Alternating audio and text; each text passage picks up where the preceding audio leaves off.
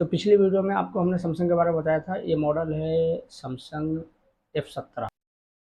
इसके अंदर है टच का फॉल्ट, इसके अंदर टच नॉट वर्किंग है।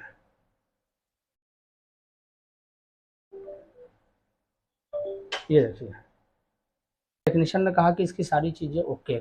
मैंने भी इसका GR और बोल्ट अपने शॉप पर चेक कराया है अपने स्टूडेंट से, और चेक कराने के बाद जैसा कि स्टूडेंट ने बताया कि इसकी जो लाइनें हैं वो ओके हैं।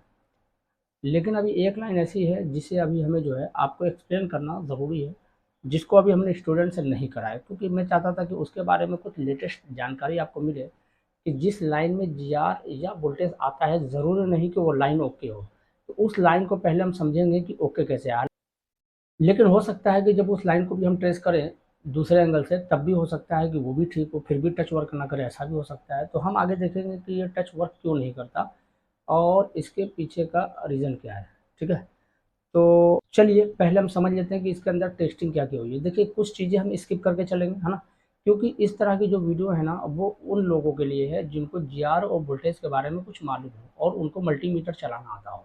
ये वीडियो उनके लिए नहीं है जिनको GR और वोल्टेज की कोई नॉलेज नहीं है या ट्रेसिंग में उनको दिक्कत आती है, तो ऐसे लोगों के लिए ये वीडियो नहीं है। ठीक है, अब चूंकि GR और वोल्टेज पर बिल्कुल निचले स्तर से लेकर के हाई लेवल तक, यानी एक डीपली नॉलेज जो GR और वोल्टेज की होती है, अगर ऐसी नॉलेज किसी को लेनी हो, चाहे वो फ्रेशर हो चाहे वो नॉन फ्रेशर हो, तो हमारी फ्री क्लास स्टार्ट जो हो रही है, जिसका अनाउंसमेंट मैं 19 तारीख से करने वाला हूँ। 19 मार्च से अनाउंसमेंट हो जाएगा कि किस तारीख से हमारी ये क्लास स्टार्ट हो रही है, बिल्कुल फ्री, जो कि लगभग 2 महीना हमारी क्लास ये जा सकती है। ठीक है, बिल्कुल फ्री ऑनलाइन क्लास। चलिए, तो हम सबसे पहले देखते हैं कि जो चेक हुआ, यानी कि टेक्नीशियन ने जो भी किया सो किया, लेकिन अपने यहाँ भी करना ज़रूरी था, तो हमने स्टूडेंट से क्या किया, चेक अपनी शॉप पर यानी अपने इंस्टीट्यूट के अंदर कराया है। चलिए हम पहले उस पर बात कर लेते हैं। ठीक है, आप देख सकते हैं कि यहाँ 5 लाइनें टच के लिए है, जिसमें रीसेट है, CLK है, मूसी है, मीसो है और CSN है। ये लाइनें ओके हैं टेस्टिंग में। उसके बाद यहाँ VDD 1.8 और यहाँ इंटरप्ट की जो लाइन है वो भी ओके है। ठीक है, तो अब सवाल ये है कि इसके अंदर क्या है जो अभी बाकी है टेस्ट करने के लिए। देखिए, यहाँ जो इंटरप्ट की लाइन देख रहे हैं, ये 1 2 3 4 नंबर से आ रही है नीचे। चलिए पहले हम थोड़ा सा पीछे चलते हैं और इस इंटरप्ट को एक बार देखते हैं। यहाँ देखिए, इंटरप्ट की जो लाइन है इस पर ना एक वोल्टेज आता है 1.8। कौन सी आती है, VDD की। कब आती है, जब हमारे ये LDO एक्टिव होता है, यानी CPU जब इनेबल लाइन करता है, तो 1.8 तो इंटरप्ट पर मिल रहा है, और यहाँ भी 1.8 LDO से जो आउटपुट हो रहा है वो तो खैर मिल ही रहा है, तभी हमें इंटरप्ट पर 1.8 मिल रहा है। तो अब इंटरप्ट पर जो 1.8 हमें मिल रहा है, तो ये बात तो समझ में आ गई कि 1.8 की लाइन ओके है, लेकिन ये अभी तक क्लियर नहीं हुआ कि यहाँ से या LCD कनेक्टर से CPU तक की इंटरप्ट की लाइन ओके है। क्यों, चलिए इसके लिए नहीं, एक बार हम बोर्ड पर चलते हैं और पहले इसका एक ग्राफ बनाते हैं और इसके डायग्राम से पहले समझते हैं कि अभी यहाँ क्या कमी है जो अभी टेस्टिंग नहीं हो पाई। ठीक है, देखिए सबसे पहले तो हम क्या करते हैं कि LCD कनेक्टर का एक डायग्राम यहाँ बना लेते हैं। ठीक है, और 1 2 3 और ये 4 नंबर से जो है ना वो एक इंटरप्ट की लाइन आती है। अब होता क्या है कि यहाँ लगा हुआ है एक रजिस्टर, और इस रजिस्टर से यहाँ से जो लाइन है वो चली गई CPU के अंदर। अब बात समझिएगा, यहाँ एक लाइन आ गई VDD जो कि 1.8 वोल्ट की लाइन है। ठीक है, और ये लाइन हमारी जो आती है वो कहाँ से आती है, वो आती है LDO से। ये तो LDO से 1.8 वो आता है इस लाइन में, जो कि यहाँ हमें 1.8 देखने को मिल रहा है। अब यहाँ समझने वाली क्या बात है कि इस लाइन के अंदर जो GR है, अब बात समझिएगा, एक तो हो गई ये CPU की लाइन, यानी CPU का जो GR है वो यहाँ आ रहा है LCD कनेक्टर के ऊपर, और दूसरा जो GR आ रहा है वो इस LDO का आ रहा है। तो हम बात कर लेते हैं कि अगर हम मान लेते हैं कि चलो CPU की लाइन यहाँ से ब्रेक हो गई, तब भी यहाँ हमें 1.8 वोल्ट देखने को मिलेगा और यहाँ हमें GR भी देखने को मिलेगा। एग्जाम्पल के लिए 300 की GR हम पकड़ लेते हैं, चलो 300 की GR हमें देखने को मिल रही है। तो ये 300 की GR कब मिलेगी, 1.8 कब मिलेगा, जब हमारी CPU की लाइन ब्रेक होगी तब भी मिलेगा, जैसा कि आप इस सर्किट के अंदर देख रहे हैं। तो अभी हमें क्या करना है, अभी हमें सबसे पहले ना सीपीयू की लाइन को चेक करना है। तो कैसे चेक करेंगे, तो सीपीयू का डायग्राम देखिए, हम इस रजिस्टर को ओपन कर देंगे। जब इस रजिस्टर को हम ओपन करेंगे तो हमें सीपीयू की लाइन जो है ना वो क्लियर हो जाएगी, यानी अब यहाँ एलडीओ से कोई वोल्टेज नहीं आ रहा है, कोई जीआर नहीं आ रहा। अगर इस कंडीशन में यहाँ जीआर आ गई तो हम समझेंगे कि हमारी इंटरप्ट की लाइन ओके है, फॉल्ट यहाँ से नहीं है। ठीक है, तो चलिए एक बार हम इस रजिस्टर को ओपन करके पहले जीआर देख लेते हैं। ठीक है,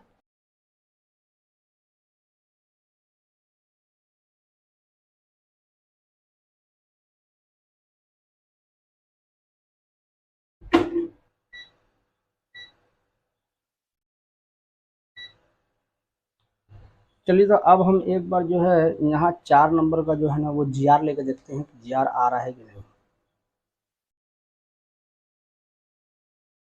तो भाई यहाँ भी जीआर आ रहा है, मतलब जो हमारी सीपीयू की लाइन है ना वो भी ओके है, और फिर भी हमारा जो है टच वर्किंग नहीं कर रहा है। ठीक है, मतलब अगर हम देखें तो इसके अंदर सारी चीज़ें ओके हैं। चलिए तो अब इसमें हम समझेंगे कि हमारा ये जो टच है वो काम क्यों नहीं कर रहा। तो उसके लिए पहले हम यहाँ को ड्रॉ कर लेते हैं ताकि आपको समझने में आसानी हो।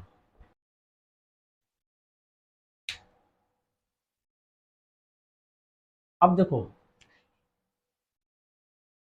मैं यकीन से कह सकता हूँ कि ये लाइनें बता तो जीआर ठीक रही है, लेकिन ये लाइन एक्टिव नहीं हो रही है। ठीक है, अगर ये लाइन एक्टिव होती तो हमारा टच काम करता, लेकिन लाइनें एक्टिव नहीं हो रही। तो लाइनें जो एक्टिव नहीं हो रही हैं उसका रीज़न क्या हो सकता है। देखो, सबसे पहले हम समझते हैं कि आईसी के अंदर आईसी के अंदर रजिस्टर, आईसी के अंदर कैपेसिटर, आईसी के अंदर क्रिस्टल, और आईसी के अंदर आईसी, ये सारी चीज़ें होती है। ये सब जानते हैं, नहीं जानते तो हम इसके लिए बाद में एक वीडियो लेकर के आएंगे जिसकर हम दिखाएंगे आपको कि सीपीयू के अंदर क्या क्या चीज़ें होती है। ठीक है, तो अब क्या होता है कि जैसे मान लीजिए कि ये हमारा इसके अंदर टच की सर्किट है। ठीक है, ये है टच की सर्किट जिससे लाइनें हमारी आउटपुट हो रही है। ठीक है, इसके लिए टच के लिए। तो देखो भाई, जाहिर सी बात है कि ये लाइन आउटपुट की है, तो आउटपुट कब होगा, जो हमारा इनपुट होगा। तो हम एग्जांपल के लिए पकड़ लेते हैं कि इसके अंदर कोई वोल्टेज, जैसे आपने देखा होगा ना सीपीयू के अंदर कई वोल्टेज आते हैं, 0.8, 0.7, 0.9, 1.9, 1.8, है ना। तो इस तरह के वोल्टेज जो सीपीयू के अंदर इंटर करते हैं, तो जाहिर सी बात है इस सर्किट के लिए कोई ना कोई वोल्टेज इंटर कर लेता है, करता है। तो हम समझेंगे जैसे 1.8 की वोल्टेज है जो इंटर कर रहा है, कहाँ से, पावर से। ठीक है, पीएम से ये वोल्टेज इंटर कर रहा है, तो मुमकिन है कि ये लाइन अंदर से ब्रेक हो गई हो। कैसे ब्रेक हो सकती है, बात समझिए।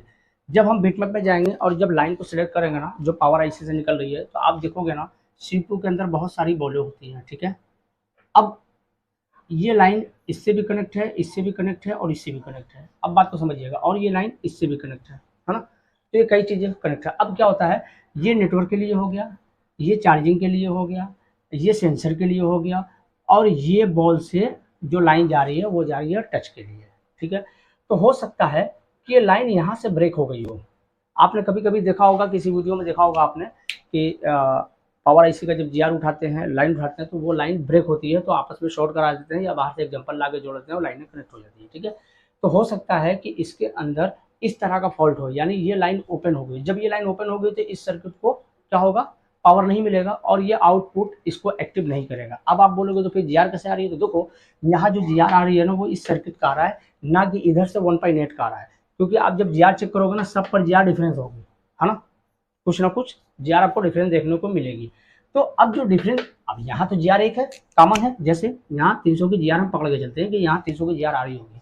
अगर आपको लगता है कि यही जीआर यहाँ शो कर रहा है तो सब पर 300 300 300 आनी चाहिए, लेकिन ऐसा नहीं है, सब पर जीआर आपको कुछ ना कुछ डिफरेंस मिलेगा। तो ये जो जीआर मिल रहा है वो इस सर्किट का मिल रहा है, इसका कोई लेना देना नहीं है। अगर ये लाइन ब्रेक भी हो गई तब भी यहाँ जीआर मिलेगा। जैसे अभी इसके पहले हमने आपको बताया था कि आपने देखा कि एक लाइन इंटरप्ट की जो कि सीपीयू से आई है। ठीक है, INT इंटरप्ट, ये लाइन सीपीयू से आई है, और फिर यहाँ एक रजिस्टर लगा हुआ है, और इस रजिस्टर का लाइन कहाँ से आया है, ये आया है एलडीओ से। ठीक है, ये लाइन आया है एलडीओ से। अब जो एलडीओ से लाइन यहाँ आया है, तो यहाँ आ रहा है 1.8। तो ये 1.8 कब आ रहा है, जब इस एलडीओ में एक वोल्टेज जा रहा है, कहाँ से, पीएम से।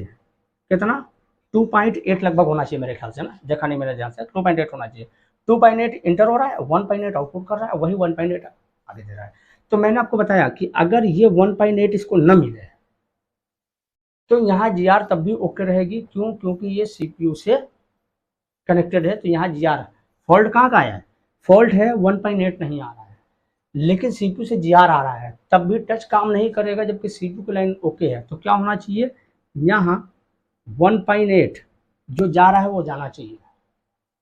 बात समझ में आ गई कि यहाँ अगर सर्किट में फॉल्ट यहाँ हुआ तब भी सीपीयू की लाइन काम नहीं करेगा। बिल्कुल इसी तरह से अगर यहाँ फॉल्ट हुआ तब भी सीपीयू काम नहीं करेगा, क्योंकि ये जो सर्किट है ये एक्टिव नहीं हो रही है। ठीक है, तो अगर ऐसा है तो हमें क्या करना पड़ेगा? पहले ये समझना पड़ेगा वो कौन सा वोल्टेज है जो इस सर्किट को एक्टिव करता है, और हम उन बोलों को चेक करेंगे और वहां हमें ओएल मिलेगा या जेआर में डिफरेंस मिलेगा। हम क्या करेंगे? इसे जोड़ देंगे। ठीक है, यानी अब हम सीपीयू उठाएंगे और जोड़ देंगे तो हमारा ये टच वर्किंग में आ जाएगा। इंशाल्लाह हम इसको करके देखेंगे। लेकिन अब ये टच काम ना करने की दूसरा रीजन, काम ना करने का दूसरा रीजन भी हो सकता है। क्या हो सकता है? दूसरा रीजन ये हो सकता है यहाँ कि आपने देखा कि इस लाइन में शॉर्टिंग आ जाए, जैसे अंदर कैपेसिटर भी होता है, ये लाइन शॉर्ट हो जाए एग्जाम्पल के लिए। ठीक है, चलो हम मान लेते ये लाइन शॉर्ट नहीं होती, लेकिन इस सर्किट के अंदर की लाइन शॉर्ट हो गई, मतलब जो सर्किट यहाँ लगी हुई है, जो अंदर बना हुआ है डायग्राम, इसके अंदर शॉर्टिंग आ गई। तो ऐसे कंडीशन में भी ये आउटपुट काम नहीं करेगा, क्योंकि अभी वोल्टेज यहाँ फिनिश हो गया और ये काम करेगा नहीं। ठीक है, अब आप सोचोगे कि अगर यहाँ शॉर्टिंग आ गई तो यहाँ पावर आईसी जो वोल्टेज दे रहा है वहां भी लाइन क्या है? वो 0 0 होना चाहिए, यानी वहां भी वोल्टेज नहीं आएगा। लेकिन आएगा, मैं आपको समझाता हूँ कैसे। देखो क्या होता है कि जब भी इसके अंदर कोई वोल्टेज जाता है तो ज्यादातर एक रजिस्टर का यूज किया जाता है। ये अब रजिस्टर का जब यूज कर दिया गया तो इस साइड में वोल्टेज रहेगा, रहेगा ही रहेगा। अगर यहाँ शॉर्टिंग आ जाती है तो यहाँ वोल्टेज भले ना हो, लेकिन यहाँ पीछे वोल्टेज रहेगा इस लाइन में 1.8। क्यों? क्योंकि बीच में रजिस्टर लगा हुआ है, तो रजिस्टर के इस साइड वोल्टेज होगा, रजिस्टर के उस साइड वोल्टेज नहीं होगा। तो अब क्या होता है कि अब इसके अंदर अगर शॉर्टिंग आ भी गई तो ये वोल्टेज ड्रॉप नहीं करेगा, यानी हम बाहर के जितने भी वोल्टेज चेक करेंगे सारे के सारे वोल्टेज हमें ओके ही मिलेंगे। ठीक है, तो अब हम समझते हैं सबसे पहले कि इसको समझना कैसे है। अब यहाँ मान लेते हैं कि हमारी जो है लाइन में शॉर्टिंग आ गई, तो अब हमें ये पता करना है कि सीपीयू हीट तो नहीं हो रहा। तो जब हम मोबाइल ऑन करेंगे तो सीपीयू हीट होता ही है, तो जब सीपीयू हीट होता है तो पता कैसे करेंगे कि भाई अंदर शॉर्टिंग है कि नहीं? समझे? तो चलो पहले हम इसके फंक्शन को समझते हैं ताकि हमें ये पता चल सके कि हमें टेस्टिंग कैसे करनी है। देखो पहले के सेटों में क्या होता था, तो उसके अंदर क्या होता है कि टच काम करता था। आपने देखा होगा 3G मोबाइल में वाइब्रेट करता था, टू टू टू टू की आवाज़ आती थी, कीपैड की आवाज़ आती थी, है ना? मतलब टच काम करता था अगर ग्राफिक्स नहीं आती थी। लेकिन अब के सेटों में ऐसा नहीं है, ग्राफिक्स नहीं आएगी तो टच भी काम नहीं करेगा। ठीक है, तो होता क्या है, जब हमारा मोबाइल स्लीप मोड में जाता है तो टच भी बंद हो जाता है। क्यों? क्योंकि यहाँ से एक लाइन एलडीओ को आता है जिसको बोलते हैं EN 1.8 वोल्टेज सीपीयू से। कब आता है? जब हमारा मोबाइल स्लीप मोड से बाहर आता है, यानी डिस्प्ले जब आती है तो ये लाइन हमारी एक्टिव हो जाती है और रीसेट उसे रीसेट करके टच को वर्किंग में ले आता है। मतलब कहने का ये है कि सिर्फ यही एक लाइन है जो डीएक्टिवेट होता है जब स्लीप मोड में आता है, और ये लाइनें स्लीप मोड के अंदर भी एक्टिव रहती है। आप रीसेट पर चेक करिएगा, आपको 1.8 देखने को मिलेगा। कब? जब आपका लाइन जो है ना वो स्लीप मोड में जाएगा मोबाइल, तब। ठीक है, तो यहाँ क्या होता है कि जैसे हमारा मोबाइल स्लीप मोड में गया तो ये सर्किट हमारा एक्टिव होता है, बंद होता है सिर्फ एलडीओ की लाइन, एनेबल की लाइन। तो अब ये तो हो गया एक्टिव। अगर ये हमारी लाइन एक्टिव है तो इसका मतलब ये वोल्टेज परमानेंट तो है ही इसके अंदर, ये वोल्टेज। हम अब इसे चेक करने के लिए हमें चाहिए थर्मल। मतलब नॉर्मली मुझे तो लगता है कि ज़रूरी तो है नहीं कि भाई सीपीयू हीट हो और आप हाथ रखें और आपको हीट होता हुआ नज़र आए। कुछ हीटिंग हमें नहीं मिलती है, नहीं दिखती है। तो कब दिखती है? जब हम थर्मल का यूज़ करेंगे। तो जब थर्मल का यूज़ करेंगे तो आपको भी दिख जाएगा। तो थर्मल में अगर हीटिंग दिख गई तो ये सेट रिटर्न जाएगा, और अगर हीटिंग नहीं दिखी तो ये सेट इंशाल्लाह बन के जाएगा और हम उसे बनाएंगे और आपको दिखाएंगे कि कैसे हम इसे जो है बनाते हैं। ठीक है, तो चलिए हम पहले थर्मल मंगा लेते हैं, उसके बाद सुबह हम इस वीडियो को फिर से शूट करते हैं। ठीक है, चलिए तो थर्मल कैमरा हमने मंगा लिया है और मोबाइल को हम पहले कर लेते हैं ऑन। ठीक है, अब हम बोर्ड को घुमा लेते हैं।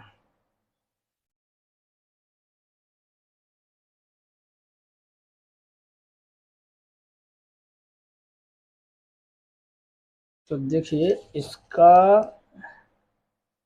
सीपीयू हो रहा है हिट, ये, और अभी मोबाइल हमारा स्लीप मोड में है।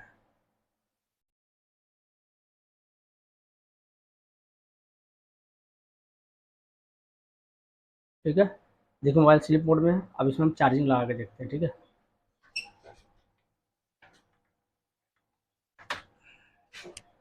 तो ये हमने चार्जिंग लगाया और डिस्प्ले देखिए आ गई है ना।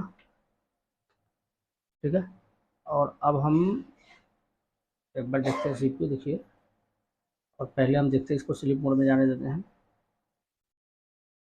ठीक है, स्लीप मोड में गया और देखिए सीपीयू अभी भी अच्छा खासा हिट हो रहा है। भाई इतना सीपीयू हिट होने का मतलब ये है कि डीसी में स्लीप मोड में जाने के बाद भी हाई एम्पियर लेगा। ठीक है, क्योंकि जिस हिसाब से सीपीयू हिट हो रहा है ना, ये लेगा डीसी में हाई एम्पियर। मतलब अगर इसको हम डीसी से चेक करते हैं तो ये फॉल्ट पहले ही क्लियर हो चुका होता है। तो चलिए एक बार हम इसको जो है डीसी में भी लगा करके देखते हैं स्लीप मोड में जाने के बाद क्या कंडीशन बनती है इसकी, है ना। और अच्छा खासा हीट भी जनरेट हो रहा है ये। चलिए तो हम एक बार इसको डीसी से ऑन करके देखते हैं। तो भाई रीडिंग अगर आप देखेंगे तो 1300 जा रही है, मतलब अभी भी ये हाई बूटिंग में जा रहा है। इतना नहीं जाना चाहिए इसको, है ना। मतलब ये मान के चलिए आप 900 के अंदर होना चाहिए, 900 हज़ार के अंदर होना चाहिए, इसके ऊपर नहीं होना चाहिए। इसके ऊपर जा रहा है का मतलब ये है, वो भी बूटिंग का टाइम में, और बूटिंग के बाद तो ड्रॉप कर जाएगा वो। ठीक है, तो अभी हम देख ले मोबाइल स्लीप मोड में गया क्या। मोबाइल हमारा ऑन है, अभी स्लीप मोड में नहीं है। स्लीप मोड में जाने के बाद डीसी की जो रीडिंग है ना, देखिए अभी डाउन हुआ लाइट, स्लीप मोड में गया और बूटिंग हाई है 800। इसका मतलब ये हुआ कि अंदाज़ा बिल्कुल सही था, जिस हिसाब से सीपीयू हिट हो रहा है उसके अंदर हाई बूटिंग देखिए। अच्छा, अब इतना ज़्यादा वेरिएशन क्यों है, क्योंकि आपने थर्मल में देखा था कि सीपीयू हमारा ब्लिंक कर रहा था, है ना, ब्लिंक कर रहा था बार बार। तो जो ब्लिंक कर रहा था ना, बस वही जैसे जैसे वो ब्लिंक कर रहा है वैसे वैसे यहाँ रीडिंग ले रहा है। देखिए 300 400 500 600 तक की रीडिंग जा रही है। मतलब ये सीपीयू जो है ना शॉर्ट है, और इसका कुछ नहीं होना है, सीधे वापस जाएगा ये। चलिए, तो अभी आपने देखा कि इसका सीपीयू शॉर्ट था, जिसकी वजह से ये वर्किंग नहीं कर रहा था। और अभी इस तरह की, अभी इसके अंदर ना बहुत सारी ऐसी चीज़ें थी जो पॉसिबल नहीं थे इस वीडियो में कवर करने के लिए। तो ये चीज़ें हम फ्री क्लास जब करेंगे ना, जो हमारी फ्री क्लास स्टार्ट हो रही है अप टू 60 डेज, हम इसके अंदर बात करेंगे। और इसके अंदर बहुत सारी ऐसी नॉलेज है जो अभी मिलनी और लेनी और देनी बाकी है। इंशाल्लाह हम क्लास के अंदर वो चीज़ें देंगे। तो बहुत सारी ऐसी चीज़ें हैं जो फ्री क्लास में मिलने वाली है। तो जिसे भी ज्वाइन करना हो फ्री क्लास, वीडियो का डिस्क्रिप्शन में हमने ग्रुप का लिंक डाल रखा है, वहाँ से ज्वाइन करिए। और 19 मार्च को हम अपडेट करेंगे कि किस तारीख से हमारा ये क्लास जो है ना वो स्टार्ट हो रहा है। ठीक है, तो चलिए मिलते हैं नेक्स्ट वीडियो में।